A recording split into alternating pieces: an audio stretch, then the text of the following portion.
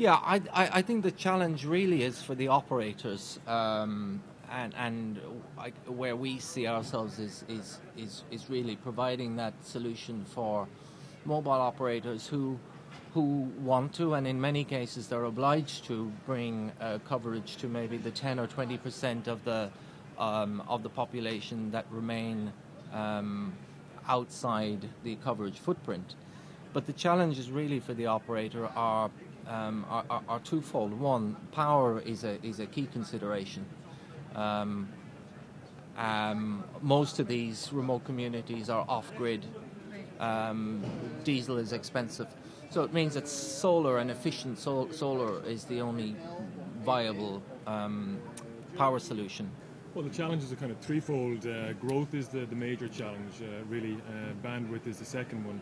And then subscriber retention is the third one that we're seeing. So in terms of growth, particularly in the SMS market, we're seeing just still exponential growth in terms of the traffic throughput that our systems have to handle. So we've had to redesign our solutions that they can really handle, massively increasing numbers of SMS traffic.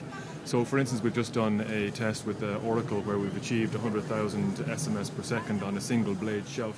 Wow. So to put that into context, we can then handle all of the world's SMS traffic in 1 square meter footprint of a rack.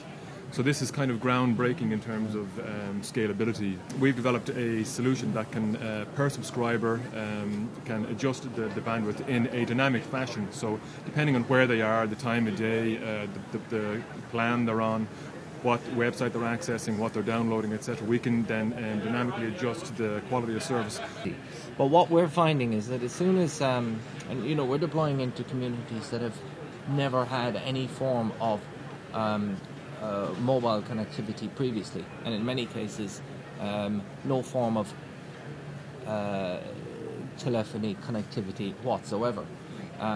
So it's breaking new ground. But what we are finding is within 12 to 18 months of being in that community, the demand comes back from that community looking for data services. We're doing exactly the same thing in terms of actually controlling the quality of service for satellite users on ships, as an example. So we put systems then onto the ships and we hook them up to systems back on land. And the whole purpose then is to give a very, very constrained quality of bandwidth service then for the people who are on the ship, so they don't overuse the very expensive satellite bandwidth. I suppose the common theme really, in both, in terms of whether it's mature North American markets or whether it's the fringe or the edge of emerging markets in terms of first-time consumers. Data is constantly a recurring theme, and it's the demand from users. Yep. And the headache it's creating for operators in terms of either how do we bill for it, how do we optimize it, how do we cater for this unprecedented demand for data services.